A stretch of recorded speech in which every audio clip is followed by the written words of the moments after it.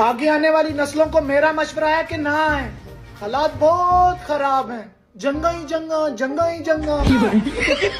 अगर यतीम याहू को ये जंग जीतनी है तो उसको इंडियन गोदी मीडिया से राब्ता करना होगा, फिर देखना आधे घंटे में ईरान के तमाम शहरों पर कब्जा हो चुका होगा। टेक्नोलॉजी। दोस्तों, इसराइल ने बिना जाने ईरान पर हमला कर दिया। वो ये नहीं जानते कि जो लोग खुद को इतना मारते हैं वो दुश्मन का कैसा हल करेंगे। वो ज्यादती वाला नहीं, मैंने किया जरूर है, लेकिन ऊपर ऊपर मैंने किया, मैं मानता हूँ। अगर तो जंग जल्दी खत्म न की गई तो नेतन्याहू पर ईरानियों ने यजीद का गुस्सा भी निकाल देना है। सियाने फरमाते हैं कि अगर इसराइल ये जंग जीतना चाहता है तो फौरन गोदी मीडिया से राब्ता कर ले, क्योंकि वो माँ के बेटे ईरान को 1 घंटे के अंदर कब्जे में कर लेंगे। इसराइल यानी नेतन्याहू चाह रहे हैं भारत से हथियार खरीदना। भारत ने जंग के मैदान में भी अपनी ताकत दिखा दी है, इसलिए खबर यह है कि इसराइल भारत से हथियार खरीदना चाहता है, लॉन्चर्स लेना चाहता है। ऑपरेशन सिंदूर के बाद भारत की ताकत की दुनिया भर में चर्चा हो रही है। बाबा जी फरमाते हैं कि इतनी जल्दी तो पेशाब के लिए नाड़ा नहीं खुलता जितनी जल्दी नेतन्याहू ने हार मान कर अपने पापा ट्रम्प को सलाह करवाने का बोल दिया। इससे अच्छा तो मोदी था जिसने हार मानने के बजाय सफेद रंग की धोती लहरा दी थी। मैं नरेंद्र मोदी इजरायलियों को एक सुझाव देना चाहता हूँ, मुसलमानों से बचकर रहे। हम भी पहले गए थे, तुम भी पहले जाओगे। बात तो सही है। दो जोकर ये बोला करते थे कि 2 भाई दोनों तबाही। पाकिस्तान ईरान से पिटने के बाद दोनों के हालात ऐसे हैं। और तेरे को बिना वजह पीटा उसने? कोई वजह नहीं थी भाऊ, उसने तो आपके माँ बाबू जी को भी 4-5 गालियाँ दी और मुझे भी 4-5 ठोक दी। एक बार ईरान से हट जाऊं फिर कभी पंगा नहीं लूंगा। मुझे तो ट्रम्प ने बचा लिया था, तेरा क्या होगा वीरो? ईरान ने इसराइल पर 2-4 हमले कर दिए तो पता नहीं इंडिया की बोलती बंद क्यों हो गई। अच्छा, ईरान हमले इसराइल तो कर रहा है तो टट्टी इंडिया दी खुश्क हो गई है। इसराइल की मिसाल उस हरामी बच्चे की तरह है जो गली के छोटे बच्चों को देखकर तशद्दुद करता है और बड़े बच्चों से मार खाकर वालिदैन को बुला लेता है। मैंने इलाके के नाजायज बच्चे के हवाले से एक वीडियो बनाई थी, यानी इसराइल। उसका खात्मा करीब है और उसकी बदमाशी उसके पिछवाड़े में डाल दी गई है, उसका जोम टूट गया है, उसका भरम टूट गया है और अनकरीब ये दुनिया के नक्शे से मिटने वाला है, क्योंकि जो कारी ज़रबें ईरान ने मारी हैं और जो इसकी बदमाशी थी, जो इसको एक ताकत का इसका नशा था कि इसके जो बाप हैं वो इसकी हर बात मानेंगे और साथ देंगे। चले वो साथ दे भी दें, लेकिन पहले हर चीज का इल्जाम अमेरिका पर लगता था, लेकिन अब हर कांड के पीछे पाकिस्तान को लाया जाता है।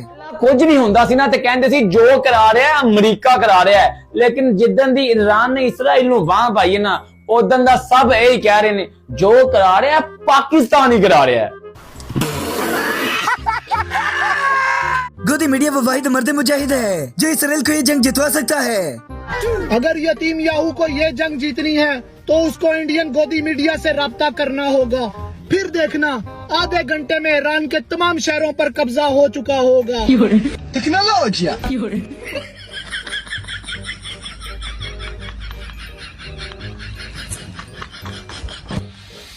अब इस सब के बीच में निक्के मियां साहब परेशान हो गए कि क्या करूं और क्या ना करूं। शहबाज, क्या तुम हमें पाकिस्तान में एयरबेस दोगे या नहीं? अरे यार, मैं बहुत कंफ्यूज हूँ। चाइना नहीं मान रहा। मैं अगर आपको एयरबेस देता हूँ तो चाइना से ताल्लुकात टूट जाएंगे, नहीं देता तो डॉलर छूट जाएंगे। करें तो करें क्या? अरे यार, ये सब मेरे साथ भी हो रहा है। अगर मैं ईरान के साथ सीज फायर कराता हूं तो तेल हाथ से निकल जाएगा, और अगर जंग कराता हूं तो इजराइल जमीन से निकल जाएगा।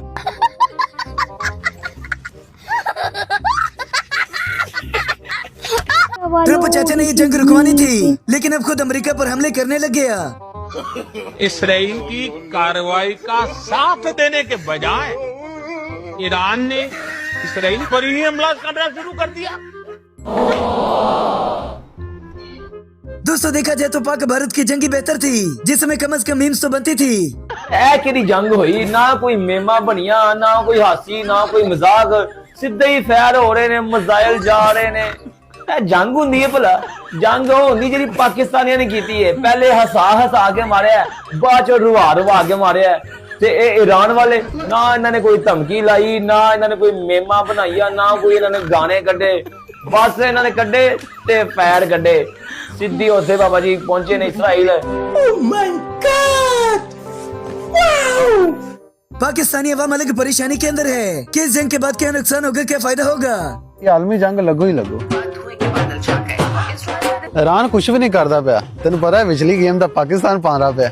आ जेड़ा मिसाइल छड्डे ना ईरान ने इसराइल ते, एक घंटे साला 4-5 लाख दा तेल पी जांदे ने। हां मजाल है ना तेल पींदे आ। और मेरा वीर बाकी सारा कुछ तो इन्हें बेचता ही, सिर्फ एटमी ताकत वाले सैन रह गई। जिस दिन सैन हो गया आपन चपेड़ा ही पैनी यार जना। ईरान और इसराइल के दरमियान मोदी ने भी अपने भाई को मशवरा दे दिया। मैं नरेंद्र मोदी इजरायलियों को एक सुझाव देना चाहता हूं, मुसलमानों से बचकर रहे। हम भी पहले गए थे, तुम भी पहले जाओगे। हमने भी इन्हें हल्के में लिया था और हमारा तमाशा पूरी दुनिया ने देखा था। ये बड़ी अच्छी बात कही आप। ईरान के बाद शैतान यहू का कहना है कि अगली सजा की बारी पाकिस्तान की है, जबकि हमारी अवाम तो इसी इंतजार में है। पाकिस्तानियों कर लो फिर तैयारी, ईरान तो बाद सुनिया ਤੁਹਾਡੀ ਆ ਵਾਰੀ। इसराइल ने पाकिस्तान ਨੂੰ ਧਮਕੀ ਲਾਤੀ है कि ईरान तो ਅਸੀਂ फ्री हो गए ਤੇ पाकिस्तान वाले आवांगे ਤੇ जी आओ जी सदके आओ। ਅਸੀਂ ਤੇ हर टाइम तैयार रहने आ।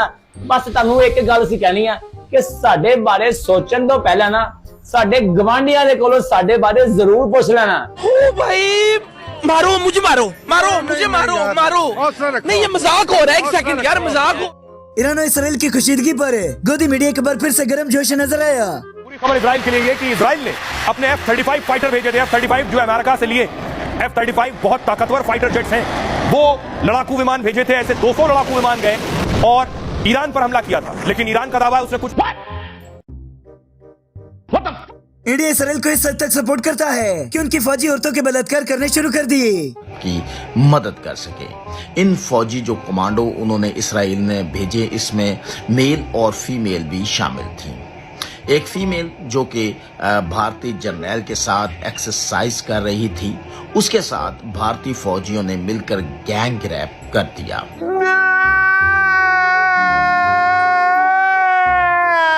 दोस्तों जश्न ईरान के अंदर मनाए जाते हैं और उसी जश्न के अंदर पाकिस्तान का झंडा भी लहराया जाता है।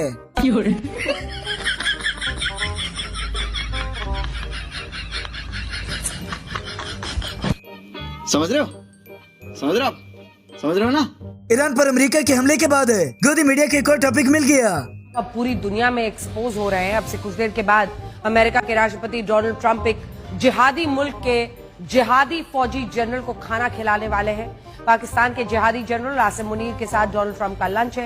आए दिन कोई न कोई मुल्क जंग करने निकल जाता है, इसलिए बेहतर है कि आने वाली नस्लों को रुक जाना चाहिए। आगे आने वाली नस्लों को मेरा मशवरा है कि ना आए, हालात बहुत खराब हैं। जंगा ही जंगा, जंगा ही जंगा। और असली मजा तो तब आएगा जब इसराइल ईरान को छोड़कर बाकी मुल्कों की तरफ दौड़ेगा और वो इसका प्रोग्राम बढ़ेंगे।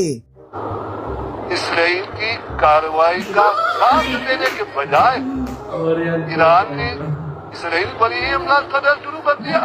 जब भी इंडिया में ऐसी खबरें चलती हैं, तो हमारी अवाम का दिल खुशी से फूल जाता है। वहाँ पे पाकिस्तान 26 लोगों को उन्होंने मारा पहलगाम में। आप आईपीएल खेल रहे हो?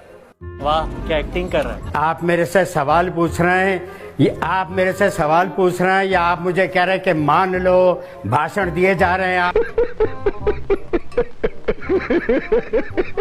गोदी मीडिया की गर्म जोशी देखकर नजर आता है कि मिसाइल इसराइल के अंदर गिरे और धुआं इंडिया से निकलता है।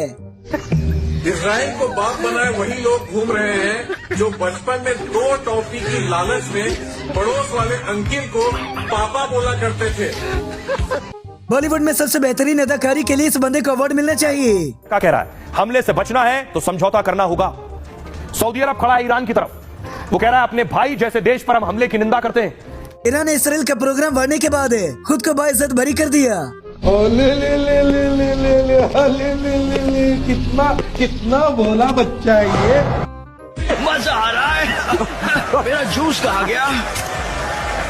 दुनिया के किसी भी कोने के अंदर जंग लग जाए, हमारी अवाम इधर बैठी तैयारियां करने लग जाती है।